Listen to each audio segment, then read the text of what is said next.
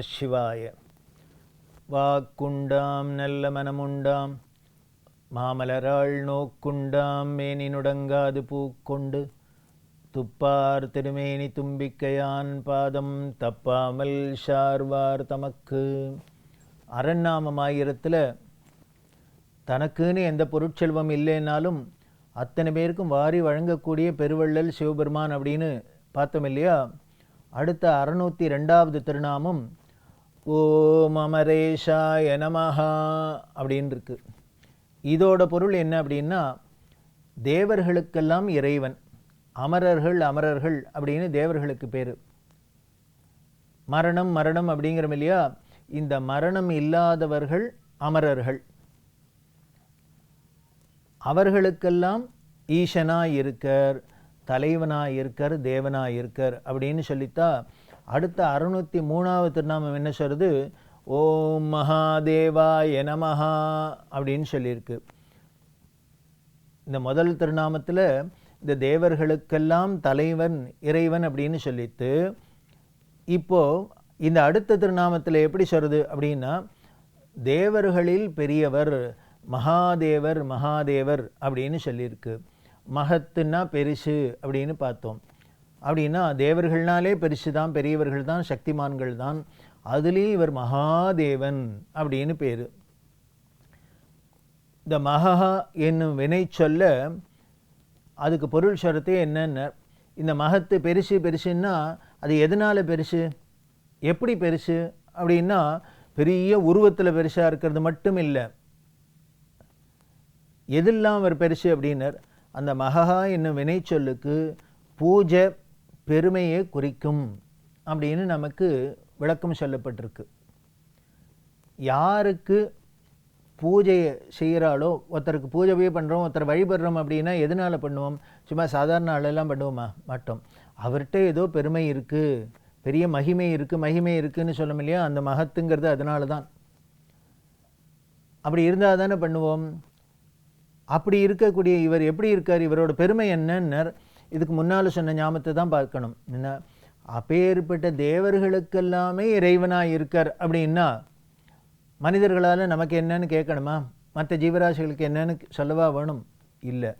இப்படி எல்லா தேவர்களாலும் இவர் பூஜிக்கப்படுறார், சிறப்பிக்கப்படுறார். அப்படி எல்லாம் இருக்கிறதுனாலே இவர் மகாதேவன் தேவர்களுக்கெல்லாம் தலைவனான அமரேஷன் அப்படின்லாம் சொல்லப்பட்டிருக்கு. இப்படி இருக்கக்கூடியவர் யாரெல்லாம் பூஜை பண்ணுறா, எப்படியெல்லாம் அவர்களுக்கு அருள் கிடைக்கிறது அப்படின்னு பார்த்தா ஆச்சரியமாக இருக்கும். திருவாரூர் தியாகேஸ்வர் லீலையில் ஒன்று, சுக்கரனை தண்டித்து பக்தனை காத்த லீலை அப்படின்னு ஒரு 29வது லீலை. அதில் என்ன அப்படின்னா, தேவலோகத்தில் இந்திரன் தான் ஆட்சி பண்ணிட்டு இருக்கார், இந்திரன் இருக்கார். அப்போ இந்திரன் ஜம்பாசுரன் அப்படின்னு ஒரு அசுரன். அவன் இந்த அசுரலோக குணமே என்ன, நல்லவர்களை துன்பப்படுத்துறது தான். இந்திரலோகத்தில் அட்டகாசம் பண்ணியிருந்தார், எல்லாரையும் கொடுமைப்படுத்தியிருந்தான், துன்பப்படுத்தியிருந்தான், இப்படிலாம் பண்ணியிருந்தா. இந்த ஜம்பாசுரனை வதம் பண்ணுறதுக்காக இந்திரன் அவனோட போருக்கு போனால் கடுமையான போர்.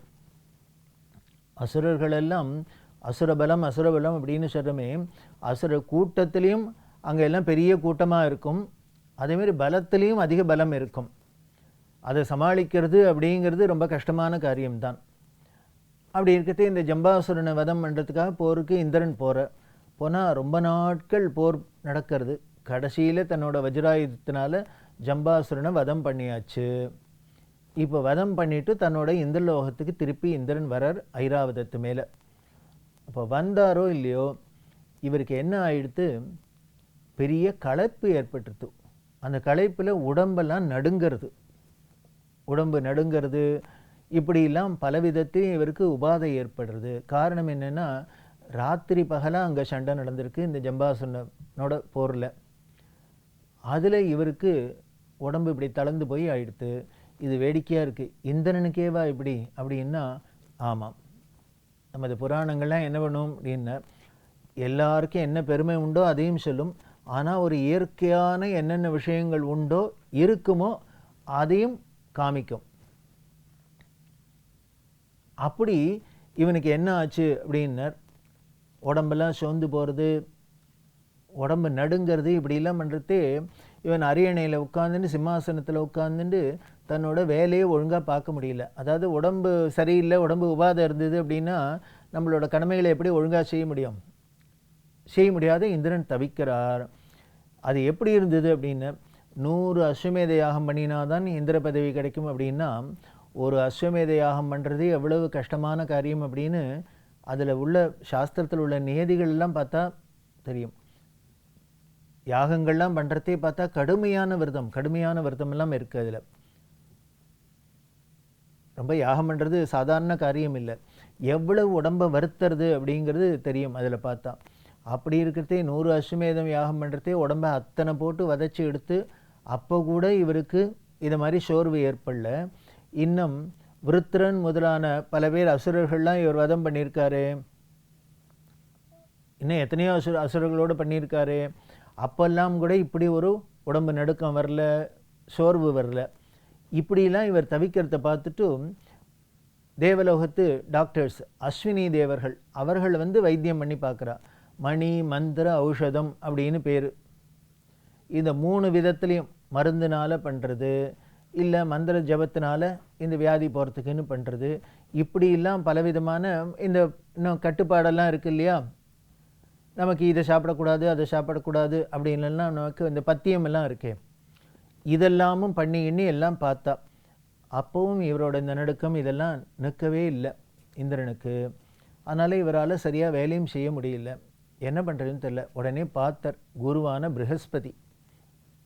சரி, இந்த இந்திரனுக்கு ஒரு ஓய்வு கொடுத்து, இவருக்கு வைத்தியம் எல்லாம் பண்ணினா கூட அதுக்கு உண்டான ஓய்வும் வேணும். அதனால் கொஞ்ச நாளைக்கு என்ன பண்ணலாம், இவருக்கு ஓய்வு கொடுப்போம் அப்படின்னு சொல்லிட்டு, இப்போ இந்திரனுக்கு ஓய்வு கொடுத்து அவரை எங்கேயானும் தனியாக எடுத்துன்னு போய் வச்சாக்க இந்த இவரோட கடமையெல்லாம் செய்கிறதுக்கு ஒரு ராஜாவா, தேவலோகத்து ராஜாவா இவர் எல்லா காரியமும் பண்ணியானுமே. அதுக்குள்ளே இந்திரன் இல்லாத போது இன்னும் அசுரர்கள், வேறு அசுரர்கள் எல்லாம் வந்துட்டா என்ன பண்ணுறது? அவர்கள்லாம் காத்துட்டே இருப்பா. அவர்கள் அதனால எல்லாருக்கும் இடைஞ்சல் வந்தால் என்ன பண்ணுறது? அதனால் என்ன பண்ணினார் ப்ரஹஸ்பதி, சோழ தேசத்தில் ஆரூர தலைநகராக கொண்டு ஆண்டு நிற்கிற பாஸ்கர சோழன் அப்படிங்கிற ராஜா. இந்த ராஜாக்கள்லாம் கூட எப்படி தேவர்களுக்கெல்லாம் போய் சகாயம் பண்ணக்கூடிய அளவுக்கு சக்திமான்களாக இருந்திருக்கா, எப்படிலாம் இருந்திருக்கான்னு நமக்கு புராணம் காமிக்கிறது. அதனால ப்ரஹஸ்பதி என்ன பண்ணார், பாஸ்கர சோழனை கொண்டு தற்காலிகமாக இப்போ இந்த இந்திர பதவியில் வைக்கலாம். அவர் கெட்டிக்காரர் தான், அவர் பார்த்துப்பார் அப்படின்னு. அதே மாதிரி எல்லாரும் தேவர்கள்லாம் போய் அவரை அழிச்சுன்னு வந்தால் தேவலோகத்துக்கு. இப்போ பாஸ்கர சோழன் இந்திரனுக்கு பதிலாக இந்திரனோட அரியணையில் உட்கார்ந்துட்டு தேவலோகத்தில் ஆட்சி பண்ணிட்டு இருக்கார். இப்படி பண்ணியிருந்தால் எப்படி இருந்ததுன்னர், இந்திரன் பண்ணுறத விட நன்னா இருந்துதான். அப்படி சுபீட்சமாக இருந்தது, அப்படி சௌக்கியமாக இருந்தது, எல்லாருக்கும் ஒரு குறையும் இல்லாத இருந்தது. இப்படிலாம் நடக்கிறத பார்த்துட்டு தேவர்களுக்கு பகைவர்களான அசுரர்கள் பார்த்துட்டு என்னையாது இந்திரன் இருந்தாலும் சரி இல்லைன்னாலும் சரி அங்கே மட்டும் ஒரு கஷ்டமே வரமாட்டேங்கிறது, எல்லாரும் சௌக்கியமாக இருக்கா. இப்போது இந்திரனை விட இந்த பாஸ்கர சோழன் பிரமாதமாக இன்னும் பண்ணி காமிக்கிறாரு அப்படின்ட்டு அவர்களுக்கெல்லாம் பொறாமை வந்துடுத்து. அதனால் தன்னோட குருவான சுக்கிரன்ட்ட போய் கம்ப்ளைண்ட் பண்ணுறா, நீங்களாம் பார்த்துட்டு இப்படி சும்மா இருக்கீங்களே அப்படின்னு. பாருங்க, தேவர்களோட குருவான ப்ரஹஸ்பதி இந்திரனுக்கு உடம்பு சரியில்லைன்னு அவனால் முடியலன்னு அவனுக்கு சமமாக அவனோட உயர்வாக ஒரு ஆளை கொண்டு வச்சு அவர் வேலையை பார்த்துன்னு இருக்கார். எங்களுக்கு அசுரர்களுக்கு குருவாக இருக்கிற சுக்கிரனான்னு நீங்கள் இப்படி பார்த்துட்டு பேசாத இருக்கீங்களே அப்படின்னு அவர்கிட்ட சொன்னால் அவருக்கு கோபம் வந்துடுத்து. கோபம் வந்தது, ஒரு பெரிய அவமானமாக போச்சு. அதனால் அவ்வளவுதானே, எப்படியான இந்த பாஸ்கர சோழனை வீழ்த்திடுறது அப்படின்ட்டு பார்த்தார். இவரோட போர் பண்ண முடியாது அப்படின்னு இவரோட பெருமை தெரியுது. அதனால் வேறு சூழ்ச்சி பண்ணி தான் இந்த பாஸ்கர சோழனை விளக்கணும் அப்படிங்கிறதுனால என்ன பண்ணார், பாஸ்கர சோழன்ட்ட அப்பப்போ போய் இந்த சுக்கராச்சாரியர் பலவிதத்தில் அவனுக்கு ஆசை காமிக்கிறார். உடனே சொல்கிறார், உன்னோட திறமைக்கு நீ இங்கே உக்காண்டு இந்த தேவர்களுக்கெல்லாம் எடுபடியாக வேலை செஞ்சுன்னுக்கிறதா? உன்னை என்ன பண்ணிட்டு இருக்கார் ப்ரஹஸ்பதி, உன்னோட பெருமைக்கு தேவர்களுக்கெல்லாம் வேலைக்காரனாக வச்சுருக்கார்.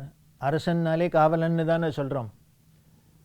அரச பதவியில் இருந்தால் அவர்களுமே காவலன் காவலன்னு தமிழில் பேர் இருக்கால ரொம்ப பொருத்தமான பேர், ரொம்ப பொருளுள்ள பெயர். காவல் காக்கிறது அப்படின்னா, காவலன் அப்படின்னா ஏதோ வீட்டு வாசலில் இருக்கிற கேட் கீப்பர், வாசலில் இருக்கிற வாட்ச்மேன் மட்டும் இல்லை, இவர் நாட்டுக்கே வாட்ச்மேன். அதனால் சுக்கிரன் இப்படிலாம் சொல்கிற, உன்னை பிரகஸ்பதி இப்படி உன்னோட பெருமைக்கு மட்டம் தட்டுறாப்புல உனக்கு வச்சுக்க, உனக்கு என்னமோ பார்த்தாக்கா ஏதோ இந்திரனோட நாற்காலியில் உட்காந்துருக்கும், இந்திர பதவி மாதிரி தெரியறது, ஆனால் உன்னை இப்படிலாம் மட்டம் தட்டிருக்கா அப்படின்லாம் இவர் என்னெல்லாமோ அவனுக்கு துர்போதனையெல்லாம் பண்ணி என்னெல்லாமோ சொல்லி பார்த்தார். இது எதுக்கும் பாஸ்கர சோழன் அசையலை. அவர் மனசு மயங்கல்ல, மதிமயக்கம் ஏற்படலையாம். எதனாலன்னர், முன்னால் சொன்ன நாமத்தை ஞாபகம் வச்சுங்கோ, சங்கரன் அப்படின்னு சொன்னோம் இல்லையா, தெளிவை கொடுக்கக்கூடியவர் அப்படின்னு. அப்பேற்பட்ட இந்த தியாகேசனா இவர் வழிபட்டுருக்கார். அதனால் அவரோட அருள்னால இவருக்கு மதிமயக்கமே ஏற்படலை. இவர் என்ன சொன்னாலும் பேசாத இருந்தார். அவரோ அசுரகுரு, ஒரு பெரிய சுக்கராச்சாரியர் அப்படிங்கிற ஒரு பெரிய ஸ்தானத்தில் இருக்கிறவர். அவரையும் அவமதிக்க முடியாது, அலட்சியப்படுத்த முடியாது. அதனால் இவர் சமாளிச்சுட்டே வந்தார். பல விதத்துலேயும் இவரை எப்படியானு மயக்கணும் அப்படின்ட்டு அவர் முயற்சியெல்லாம் பண்ண, சூழ்ச்சியெல்லாம் பல விதத்துலேயும் பண்ணுறார். இன்னும் என்ன பண்ணுறார் அப்படின்னு, சித்திரலேகாங்கிற பொண்ணை கொண்டு கொடுத்து இவளை கல்யாணம் பண்ணி நீ அவளோட சௌக்கியமாக இரு அப்படின்லாம் சொல்கிறார். அந்த அழகுக்கு மயங்கல்ல, இந்த துர்போதனைக்கு மயங்கலை, எதுக்கும் மயங்காத பாஸ்கர சோழன் அந்த தேவலோகத்தில் ஆட்சி பண்ணின்னு இருக்கார்.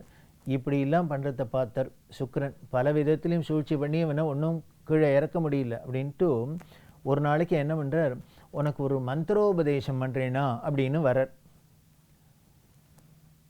அது என்ன, அந்த மாய மந்திரம், அதாவது சில இதெல்லாம் ஆவிச்சாரம் இப்படிலாம் சொல்கிறாப்புல மந்திரம், அதை இவருக்கு உபதேசம் பண்ணி இந்த மந்திரத்தினாலே இவர் கீழே போயிட்டும், இவருக்கு ஒரு அழிவு வரட்டும் அப்படிங்கிறதுக்காக மந்திரோபதேசம் பண்ணுறேன் அப்படின்னா, இவர் குருஸ்தானம் இல்லையா, அசுர குருஸ்தானம்.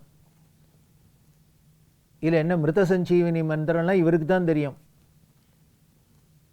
அதனால இவர் சொல்கிறேன் அப்படின்ட்டு உனக்கு உபதேசம் பண்ணுறேன் அப்படின்னு கிட்டக்கு வந்து இந்த பாஸ்கர சோழன்ட்ட பேசின்னு இருக்கிறதே இதை பார்த்தார். தேவர்கள் ஒருத்தரான அக்னி பார்த்தார். ஓ, இவர் எதுக்கு சுக்கராச்சாரியார் போய் ஏன் நம்மளோட இப்போ இந்த சோழன்ட்ட பேசுகிறார், இவர் ஏதானும் சூழ்ச்சி பண்ணுவேன்னு அவளுக்கெல்லாம் தெரியும் இவரோட குணம். அதனால என்ன பண்ணுறான்னு, அவர் வந்து ஏதோ நான் ஒன்று உனக்கு சொல்கிறேன் அப்படின்ட்டு ரெண்டு பேரும் இப்படி சொல்ல வரா. இப்படி இவர் சொல்கிறேன்னு வர, அவர் சொல்கிறேன்னு வர, ரெண்டு பேரும் சேர்ந்து பண்ணுறதுல என்ன ஆயிடுத்துன்னார், இந்த பாஸ்கர சோழனுக்கு மயக்கம் வந்துடுத்தும், மயங்கி கீழே விழுந்துட்டு. கீழே விழறதே என்ன பண்ணார், வெறுமனை விழ, சம்போ மகாதேவா தியாகேஷா அப்படின்னு கத்தின்ண்டே கீழே விழுந்தார். கீழே விழுந்தா என்ன ஆயிடுத்து, இப்போ யார் பேர் திருநாமத்தை சொல்லி விழுந்தார், மகாதேவா மகேஸ்வரா தியாகேஷான்னு சொல்லிட்டு விழுந்தார் இல்லையா. அப்படி விழுந்தோடனே அடுத்த நிமிஷம் என்ன ஆயிடுத்தினார், சுக்கிரனும் கீழே விழுந்துட்டார், அவரும் மயங்கி விழுந்துட்டார். ஆனால் தியாகேஷா அப்படின்னு சிவநாமத்தை சொன்னதுனால கொஞ்ச நேரத்தில் சிவபெருமான் பார்த்தார். இப்படி வந்து சுக்கிரன் இவரை வீழ்த்துறதுக்கு தான் பண்ணிக்கன்னு தெரிஞ்சதுனால உடனே திருப்பி அவரை எழுப்பினர். அதுக்குள்ளே இந்திரனுக்கு உடம்பு சரியாக போச்சு. இந்திரன் வந்தார், இவர் தன்னோட பூவுலகத்துக்கு வந்துட்டார். இப்போ பார்த்தார் சுக்கிரன் என்ன பண்ணார், எந்த மந்திரத்தை சிவபெருமானோட நாமத்தை சொல்லிட்டு விழுந்து அவர் திருப்பி எழுந்துனானோ இந்த சோழராஜா, அதே சிவநாமத்தை இவரும் சொல்ல சொல்ல இந்த சிவபக்தி பண்ண இவருக்கும் தன்னோட பழைய நிலைமை வந்தது, இவர் மயக்கத்திலையும் தெளிஞ்சார் அப்படின்னு இந்த லீலை சொல்றது. சுக்கிரனுக்கு தண்டனையும் கொடுத்து அவருக்கு அப்புறம் பக்தனையும் காப்பாற்றி சுக்கிரனையும் காப்பாற்றினதுனால இப்படி தேவர்கள்லாம் என்னதான் சக்திமான்களாக இருந்து என்ன தந்திரம் பண்ணினாலும் அவர்களோட சக்தி அங்கே தந்திரமும் பலிக்காத அளவுக்கு அவர்களுக்கும் அருள் செய்யக்கூடிய மகாதேவன் சிவபெருமான்னு தெரியுது. அதனால தான் மகாதேவாய நமஹான்னு அவருக்கு சொல்கிறது. அவரோட பெருமைகளை நம்ம தொடர்ந்து பார்க்கலாம். ஓம் நம சிவாய.